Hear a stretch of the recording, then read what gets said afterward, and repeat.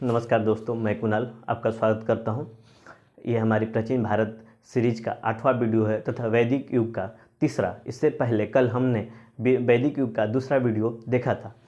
इस संबंध में कुछ मित्रों का शिकायत है कि सर आप एक्सप्लेन तो अच्छा किए हैं पर उसमें हिंदी बोलते वक्त शब्दों में लड़खड़ाहट आई है। इसका मुख्य कारण क्या है कि आसपास हमारे शादियां चल रही है। इस वजह से क्या हुआ कि जब लेक्चर रिकॉर्ड किया जा रहा तो आसपास की जो शादियों में जो गाने बजाने हो रहे हैं उसके बैकग्राउंड में भी बज रहे हैं। इस वजह से क्या हुआ, कल मुझे 3 बार एक ही लेक्चर को रिकॉर्ड करना पड़ गया और उस गाने बजाने इतने तेज होते थे कि मेरा फोकस्ड उन्हीं की ओर, गाने बजाने की ओर बार बार चला जा रहा था और मैं ज़ोर ज़ोर से बोल रहा था, शब्दों पर एम्फेसाइज करने की कोशिश कर रहा था। तो इस वजह से शब्द लड़खड़ा रहे थे। तो लोगों को लगा कि सब ये बौखलाहट में बात कर रहा। बिल्कुल नहीं, मैं आराम से ही बात करूँगा, आप कोशिश करूँगा। होती है थोड़ी बहुत तो ज़बान तो लड़खड़ाती ही है, क्योंकि एक बार में ही बोलना रहता है और कैमरे के सामने बोलना बहुत मुश्किल होता है, क्योंकि ये निर्जीव पदार्थ है ना। और विद्यार्थी रहते तो 1 to 1 बात होता, डायलॉग होता है, ये मोनोलॉग होता है। इस वजह से थोड़ी बहुत तो कैमरे के सामने असहजता आदमी तो नहीं है, बट थोड़ा कैमरे से बात करना मुश्किल है। हम भी इंसान ही हैं, ठीक है। तो मैं कोशिश करता हूँ कि कंटेंट पर ज़्यादा फोकस किया जाए। आईएएस मेंस राइटिंग के हिसाब से मैं ये लेक्चर बनाता हूँ, वरना यूट्यूब पर आप जाकर देखिए, महाकाल पर लाइक ठोकने वाले बहुत मिल जाएंगे। आप कंटेंट पे फोकस कीजिए, वीडियो की क्वालिटी और पर क्या देखना है, आप कंटेंट पे फोकस कीजिए। आपके लिए कंटेंट, बेस्ट कंटेंट उपलब्ध कराने का प्रयास करूँगा, ठीक है। इसलिए और मैं ये कोशिश करता हूँ कि वीडियो की लेंथ ज़्यादा बड़ी ना हो और सीधी सीधी बात की जाए, टू द पॉइंट बात की जाए। इस वजह से मैं तेज़ी से बोलने के चक्कर में मेरी थोड़ी शब्द लड़खड़ाहट आ ही जाती है। आराम से बात करूंगा तो फिर लंबा वीडियो भी हो जाएगा और किसी काम का नहीं रहेगा, ठीक है। चलिए कोशिश करते हैं कि कोशिश करूंगा कि लड़खड़ाहट ना हो, ठीक है। तो कल हम लोगों ने वैदिक काल का दूसरा भाग देखा है, जिसके अंतर्गत पूर्व वैदिक काल और उत्तर वैदिक काल में राजनीतिक संगठन, सामाजिक संरचना और आर्थिक परिदृश्यों को देखा था। इससे पहले हमने देखा था कि सिंधु घाटी सभ्यता के बहुत सारे तत्व पूर्व वैदिक काल और उत्तर वैदिक काल में यथावत या बदले हुए रूप में पाए गए हैं। तो आज हम लोग देखेंगे कि धार्मिक संरचना का मान्यता और संरचना के आधार पर पूर्व वैदिक काल और उत्तर वैदिक काल में मुख्यतः क्या क्या थोड़ा या ज़्यादा डिफरेंसेस थे, इसको हम लोग समझने का प्रयास करेंगे। तो जो पूर्व वैदिक काल था, इसकी सामाजिक और धार्मिक दृष्टि से यह सरल और प्रकृति के निकट की जीवन प्रणाली थी, जबकि यहाँ पर जटिल मान्यताएं एवं धार्मिक जीवन पद्धति प्रकृति से दूर थी। इस वजह से ये धर्म के मामलों में प्रगतिशील काल था, जबकि ये जटिल और या पिछड़ा हुआ काल मानेंगे, ठीक है। इसके अलावा ये लोग प्रकृति पूजा पर आस्था रखते थे और प्राकृतिक शक्तियों की पूजा किया करते थे। जैसे कि अगर भय लगा तो वर्षा, तूफान से हमें भय लगता है तो इनकी पूजा करके, उनकी आराधना करके इनको शांत करने का प्रयास करते थे। और लोभ के कारण जिससे लाभ हमें प्राप्ति हो, सूर्य की पूजा किया करते थे। तो मुख्यतः ये प्राकृतिक शक्तियों की पूजा करते थे, जिसके अंतर्गत वर्षा, तूफान और सूर्य की पूजा किया करते थे। बाद में पूर्व वैदिक काल की संध्या यानी कि 1000 BC के आसपास इन शक्तियों का मानवीयकरण कर दिया गया, यानी कि रूप जो रहेगा मनुष्य का रहेगा और शक्ति दैवीय रहेगी। जैसे कि साउथ इंडियन फिल्मों में अक्सर हम लोग देखा करते हैं कि एक मनुष्य का शरीर है बट शक्ति दैवीय रहा है, ठीक है। उसके बाद हम लोग देखेंगे कि यहाँ पर धर्म के मामले में प्रतिक्रियावादी काल था तथा देवताओं का मानवीकरण की स्थिति प्रबल हो गई।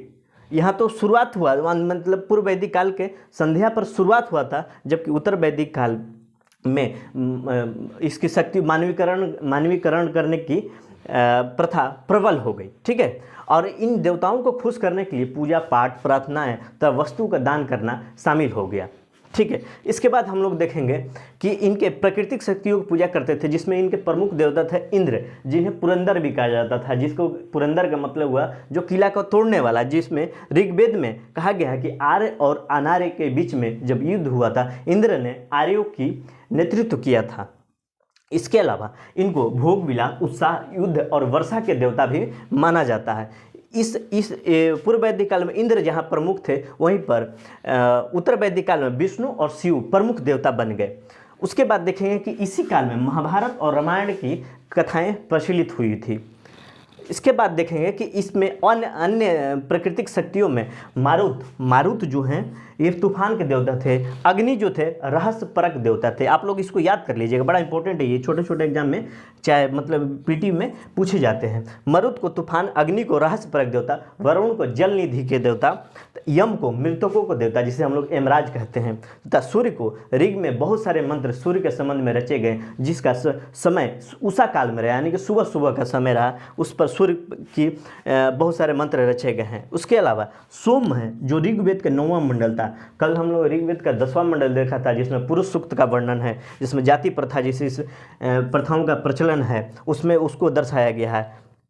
सोम को ऋग्वेद का 9वां मंडल, जिसमें 9वां मंडल में चर्चा किया गया, एक प्रकार का नशीला पदार्थ है और इस काल में पुरोहितों का अस्तित्व तो था ही।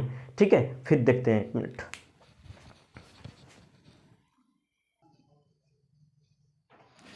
फिर हम लोग देखते हैं कि पूर्व वैदिक काल और उत्तर वैदिक काल में दोनों स्थानों पर यज्ञ मौजूद था। तो इसमें पूर्व वैदिक काल में देखेंगे यज्ञ क्यों किया जाता था। तो यज्ञ करने के पीछे इनका मुख्य उद्देश्य भौतिक उन्नति था, न कि आध्यात्मिक उन्नति। यज्ञ होने के बावजूद यहाँ बलि प्रथा नहीं थी। उसके बाद आहुति के समय मंत्रोच्चारण भी नहीं हुआ करता था तथा कर्मकांड भी नहीं था। ये लोग यज्ञ अपनी भौतिक उन्नति के लिए करते थे, न कि धर्म और मोक्ष के लिए किया करते थे।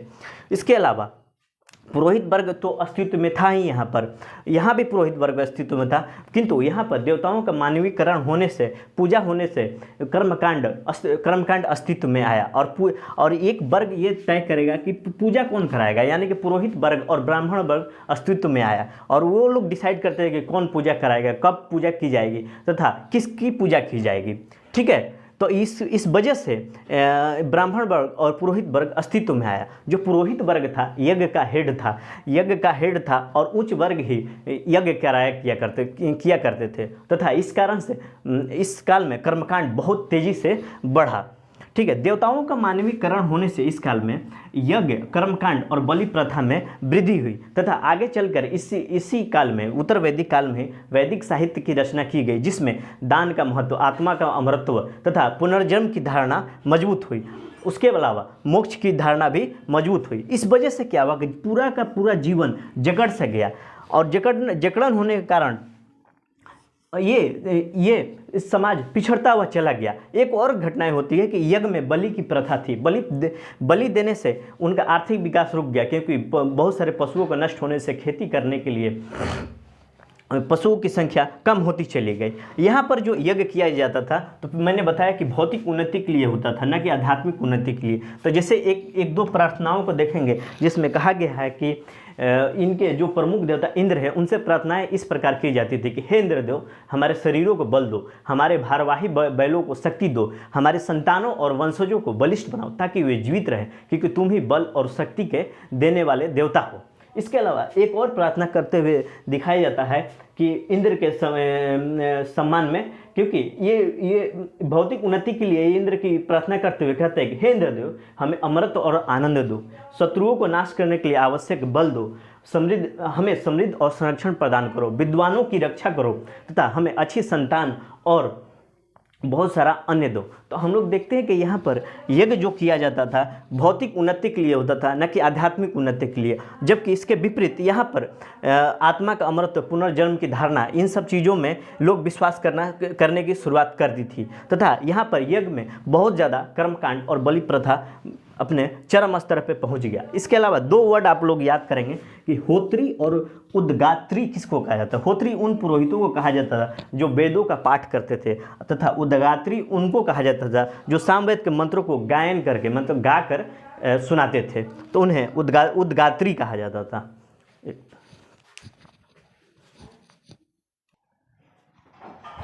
अभी तक हम लोगों ने वैदिक युग को दो भागों में बांट कर देखा तथा इन दोनों युगों में धर्म के आधार पर, राजनीतिक व्यवस्था के आधार पर, तो सामाजिक संरचना के आधार पर दोनों में विभेद देखा। अब हम लोग इकट्ठा वैदिक काल और सिंधु घाटी सभ्यता के बीच में क्या मूल अंतर है उसको तुलना करते हुए पढ़ेंगे। ठीक है, तो जो हमारा सिंधु घाटी सभ्यता था 2300 से लेकर 1900 BC के बीच में तथा वैदिक सभ्यता 1500 से लेकर 600 BC के बीच। ठीक है, तो हम लोग देखें कि सिंधु घाटी सभ्यता जो थी इसका मूल स्रोत पुरातात्विक खुदाई से हमें प्राप्त होता है, जबकि वैदिक सभ्यता का मूल स्रोत साहित्यिक स्रोत हैं, जो वैदिक साहित्य हैं। ठीक है। इसके अलावा भौतिक दृष्टि से बहुत ही उच्च सभ्यता थी तथा नगरीय सभ्यता थी, जबकि भौतिक दृष्टि से यह पिछड़ी हुई सभ्यता तथा ग्रामीण सभ्यता थी। इसके अलावा इस काल में घोड़ा और लोहे का अस्तित्व नहीं था और गाय प्रमुख पशु नहीं था। गाय के अलावा बैल और सांड महत्वपूर्ण पशु थे, किंतु यहाँ पर लोहे एवं घोड़े का अस्तित्व था तथा गाय एक महत्वपूर्ण पशु था जिसे अघन्या के नाम से जाना जाता है, जिसका अघन्या का मतलब होता है, इसको आप याद कर लीजिएगा, हर एग्जाम में पूछा जाता है, जिसका वध ना हो सके तो गाय को अघन्या के नाम से जाना जाता था। इसके अलावा इस समय व्यापार था किंतु जाति व्यवस्था नहीं थे। यहाँ पर व्यापार नहीं था किंतु थोड़ी बहुत कम मात्रा में मौजूद तो था, बट व्यापार ना के बराबर था, किंतु जाति व्यवस्था या और वर्ण व्यवस्था यहाँ प्रबल होगी। शुरुआत में पूर्व वैदिक काल में वर्ण व्यवस्था का बीज पड़े थे, आगे चल के वहीं जाति व्यवस्था में तब्दील हो गए। इसके अलावा इस काल में यज्ञ, मंदिर, पूजा, पुरोहित थे, किंतु इनमें जटिलता नहीं थी। यज्ञ हुआ करता था, मंदिर भी हुआ करते थे, पुरोहित भी हुआ करते थे, बट इनमें जटिलता नहीं थे। किंतु इस समय आते आते यज्ञ जो था धर्म का केंद्र बन गया था। हवन कुंड और उसके बाद देखेंगे कि बलि यहाँ पर प्रमुख हो गया था। इसके अलावा यहाँ पर धन्यगार मिलता था जिसमें अनाज को रखने का जगह होता था, तो तथा इनकी लिपि चित्रात्मक लिपि थी। किंतु यहाँ हम लोग देखेंगे यज्ञ जो था धर्म का केंद्र बन गया था, ठीक है। और यज्ञ में हवन कुंड बनाया जाता था जिससे रेखा गणित मापन का पद्धति का विकास हुआ। उसके अलावा बलि की प्रथा यज्ञ में मौजूद थी जिससे चिकित्सीय विज्ञान का उद्भव हुआ तथा हम लोग शरीर के अवयवों का ज्ञान प्राप्त किए। उसके अलावा हमने यहाँ देखा कि जो यहाँ की लिपि थी सिंधु घाटी सभ्यता की चित्रात्मक पिक्टोरियल फॉर्म में थी, उसी प्रकार यहाँ पर एक पीढ़ी से दूसरे पीढ़ी में ज्ञान का हस्तांतरण श्रुति परंपरा से होता था। एक पीढ़ी ने पूरी ज्ञान को याद कर लिया, फिर अगली पीढ़ी को सुनाकर, इस तरह से पीढ़ी दर पीढ़ी श्रुति परंपरा चलती रहती थी। उसके बाद यहाँ पर धन्यगार का उल्लेख नहीं है। तो हम लोगों ने देखा कि ये हमारा वैदिक काल का पूरा ख़त्म हो गया। इसके बाद हम लोग वैदिक साहित्य पढ़ेंगे, क्योंकि 600 BC तक आते आते उत्तर वैदिक काल के बहुत सारे तत्वों की वजह से समाज में जकड़न सी आ गई थी, अर्थव्यवस्था नीचे जाने लगी, इसलिए समाज में छटपटाहट पैदा हुई, जिस वजह से आरण्यक, ब्राह्मण और उपनिषद जैसे चीज़ें वैदिक साहित्यों का उद्भव हुआ तथा अन्य दार्शनिक मान्यताएँ भी इस ब्राह्मणवाद के विरोध में आई, ठीक है। तो हम लोग अगले अध्याय में वैदिक साहित्य के संबंध में अध्ययन करेंगे, ठीक है। तो आज भर के लिए इतना ही। आपके सहयोग के लिए धन्यवाद। नमस्कार।